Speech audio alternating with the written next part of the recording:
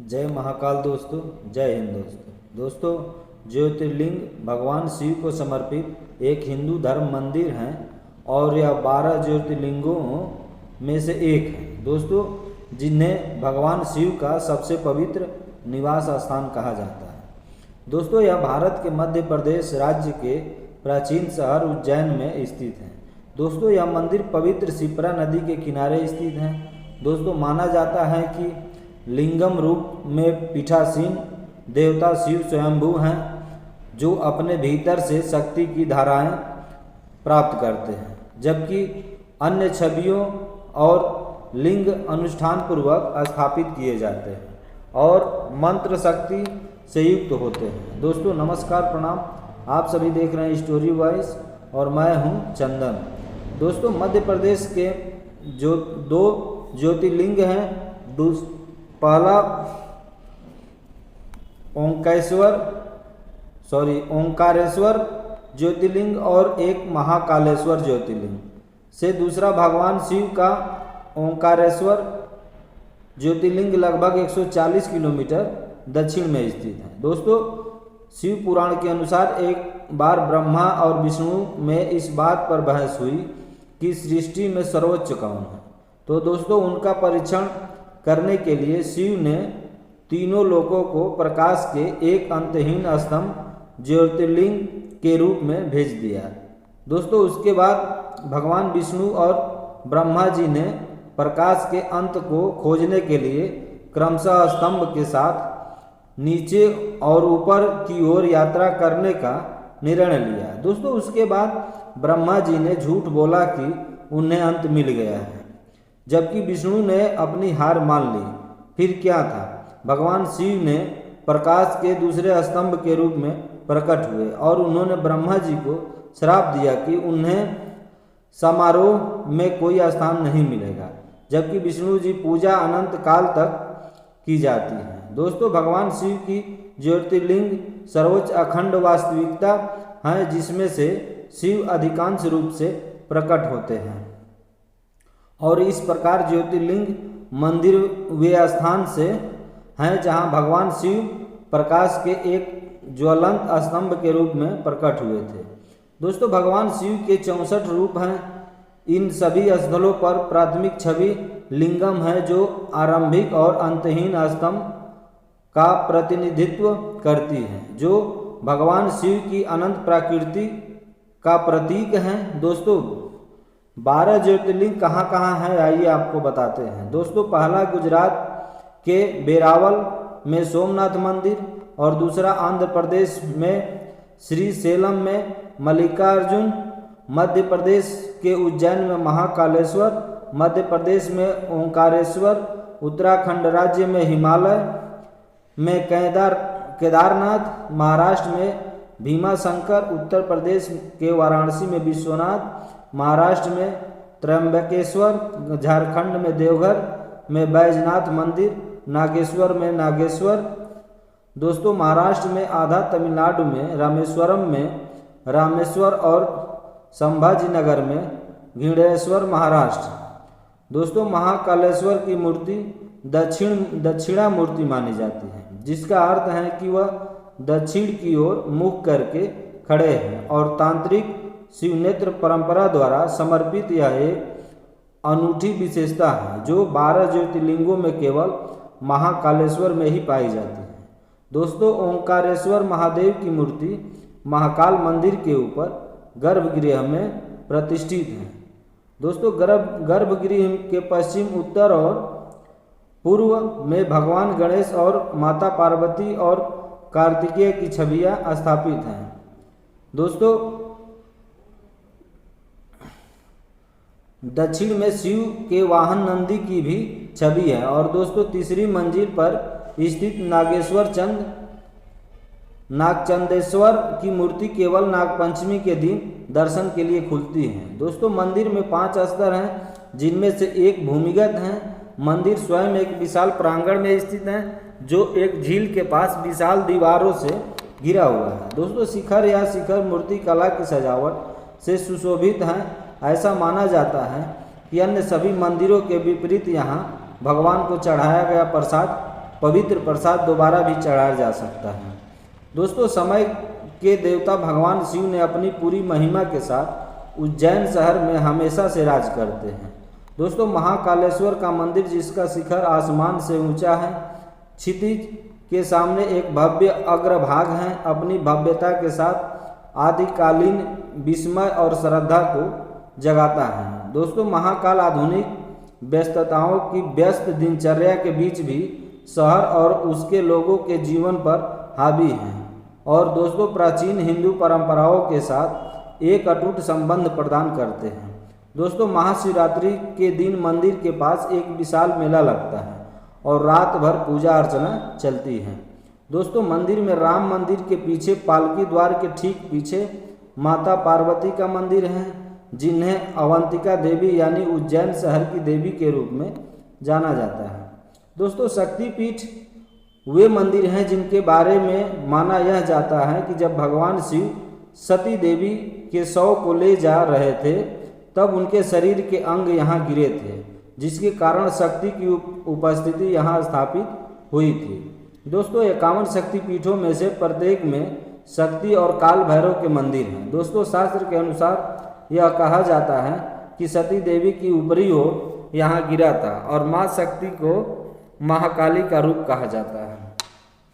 दोस्तों, पुराणों और शास्त्रों के अनुसार उज्जैन शहर को अवंतिका कहा जाता है और यह अपनी सुंदरता और भक्ति के केंद्र के रूप में अपनी स्थिति के लिए प्रसिद्ध माना जाता है। दोस्तों, यह उन प्राथमिक शहरों में से एक है जहां छात्र पवित्र ग्रंथों का अध्ययन करने जाते थे। किंवदंती के अनुसार उज्जैन के एक शासक थे जिनका नाम चंद्रसेन था, जो भगवान शिव के एक पवित्र भक्त थे और वह हर समय उनकी पूजा करते थे।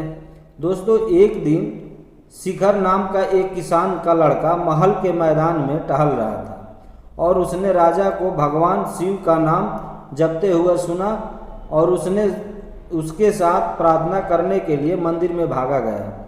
हालांकि पहरेदारों ने उसे बलपूर्वक हटा दिया और उसे शिप्रा नदी के पास शहर के बाहरी इलाके में भेज दिया। दोस्तों, उसके बाद मुख्य रूप से उज्जैन के प्रतिद्वंदियों, मुख्य रूप से पड़ोसी राज्यों के राजा रिपुदमन और राजा सिंहादित्य ने इस समय के आसपास राज्य पर हमला करने और इसके खजाने पर कब्जा करने का फैसला किया। और दोस्तों, यह सुनकर शिखर ने प्रार्थना करना शुरू कर दिया और यह खबर वृद्ध नामक एक पुजारी तक फैल गई। यह सुनकर वह चौंक गया और अपने बेटे को तत्काल विनती पर शिप्रा नदी पर शिव की प्रार्थना करने लगा और राजाओं ने आक्रमण करने का निर्णय लिया और सफल भी हुए। शक्तिशाली राक्षस दूषण जैसे ब्रह्मा द्वारा अदृश्य होने का वरदान प्राप्त था और उसी की सहायता के बल पर उन्होंने शहर को लूटा और सभी शिव भक्तों पर हमला किया। दोस्तों, अपने असहाय भक्तों की विनती सुनकर शिव अपने महाकाल रूप में प्रकट हुए और राजा चंद्रसेन के शत्रुओं का नाश किया और उसके बाद दोस्तों अपने भक्तों शिखर और वृद्ध के अनुरोध पर शिव नगर में निवास करने और राज्य के मुख्य देवता बनने और शत्रुओं से इसकी देखभाल करने तथा अपनी सभी भक्तों की रक्षा करने के लिए सहमत हुए। दोस्तों, उन दिनों से शिव महाकाल के रूप में अपने प्रकाश रूप में शिव और उनकी पत्नी पार्वती की शक्तियों से बने लिंगम में निवास करने लगे। दोस्तों, भगवान शिव ने अपने भक्तों को आशीर्वाद भी दिया और घोषणा किया कि जो लोग इस रूप में उनकी पूजा करेंगे वे मृत्यु और बीमारियों के भय से मुक्त हो जाएंगे। दोस्तों, साथ ही उन्हें सांसारिक खजाने दिए जाएंगे और वे स्वयं शिव के संरक्षण में रहेंगे। दोस्तों, भर्तरी राजा गंधर्वसेन के बड़े पुत्र थे और उन्हें देवराज इंद्र और धारा के राजा से उज्जैन का राज्य प्राप्त हुआ था। दोस्तों, जब भर्तरी उज्जैन आधुनिक उज्जैन के राजा थे, उनके राज्य में एक ब्राह्मण रहता था जिसे वर्षों की तपस्या के बाद कल्प वृक्ष के दिव्य वृक्ष से अमरता का फल दिया गया था। दोस्तों, जब ब्राह्मण ने इसे अपने सम्राट राजा भर्तरी को दिया, जिन्होंने इसे अपनी प्रेमिका सुंदर पिंगला रानी या अनंगा सेना राजा भर्तरी के अंतिम और सबसे छोटी पत्नी को दिया। दोस्तों, उसके बाद रानी ने राज्य के मुख्य पुलिस अधिकारी महिपाल के साथ प्रेम में थी। उसे उस फल को उसे दे दिया, जिसने इसे आगे उसकी प्रेमिका लखा, जो सम्मान की दासियों में से एक थी, ये उसको दे दिया। अंततः लखा ने राजा के साथ प्रेम में होने के कारण फल को राजा के वापस दे दिया। चक्र पूरा होने के बाद फल ने राजा को बेवफाई के नुकसान बताया। उसने रानी को बुलाया और उसका सिर काटने का आदेश दे दिया। दोस्तों, बाद में वे पट्टीनाथर के शिष्य बन गए, जिन्होंने सबसे पहले राजा भर्तरी के साथ संसार और सन्यासी के बारे में बहस की। दोस्तों, उसके बाद से बातचीत के दौरान पट्टीनाथर ने कहा कि सभी महिलाओं में दोहरे मन होते हैं और यह परमेश्वरी के साथ भी सच हो सकता है। दोस्तों, राजा ने यह खबर रानी पिंगला को बताई और उन्होंने पट्टीनाथर को दंडित करने और कालू मरम पेड़, जिसका शीर्ष भाग एक पेंसिल की तरह तेज होता है और पूरा पेड़ पूरी तरह से तेल से लिपटा होता है।